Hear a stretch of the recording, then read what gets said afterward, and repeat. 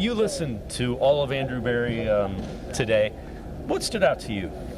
Andrew never says much, right? Like we've been around him so long. We understand the beats. We understand the things that he's just not going to answer, even though you gotta ask him. But I thought, I think one of the things is this trade deadline. And Andrew is a very aggressive GM when it comes to trades. He's really built this roster and filled holes with trades. A lot of that has come in the off season. He hasn't really made a lot of trades in season. I think it's interesting. He wants that moved back a couple weeks. If maybe that allows him to be more aggressive, if there's some competitive advantage there for a guy who kind of approaches it like an NBA GM in some ways. He loves to get those day 3 picks. That's how he got Dustin Hopkins, Adarius Smith, Amari Cooper, and then of course the big trade was the Deshaun Watson trade. He loves to use trades, and so I thought that stood out to me, that he wants that moved back to kind of fit a little more in line with what the NBA does, what baseball does, so you have a little more time to kind of see who you are as a football team, and maybe see if some other teams kind of decide they're out of it and want to give up some talent. I thought that was interesting. Yeah, and he went through the rationale and had comparisons to the level of games played at the trade deadline for all the sports, and he made a very compelling case. When you look at the tackle position, and I know you asked about this, it's interesting.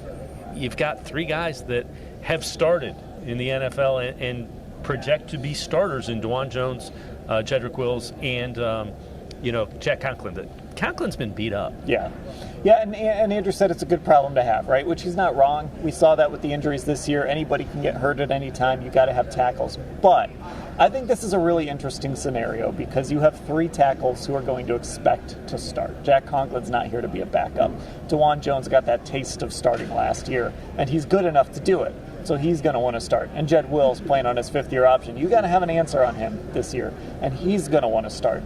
So it's not so much a money thing, because DeJuan Jones isn't making that much money, but it's kind of an ego thing, right? And that's not to say that, Jack Conklin's going to cause a ruckus behind the scenes if you say you can't start, but he's not going to be happy to not start. He still wants to be a starting tackle, and he's good enough when he's healthy to be a starting tackle in this league.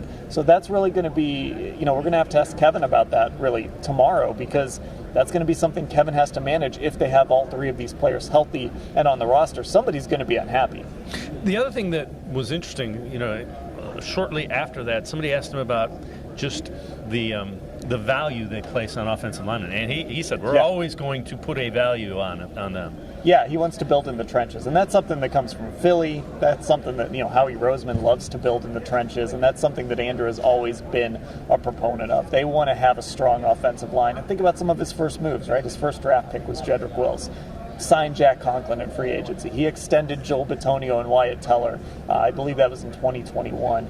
They go out and they get Ethan Posick when Nick Harris gets, before Nick Harris gets hurt, but they kind of fortified that position, and then they extended Posick when he showed he could do the job. So offensive line is really important. Defensive line is really important. This team loves linemen. They're going to continue to invest in that position, whether it's draft picks, money. They're going to pay guys.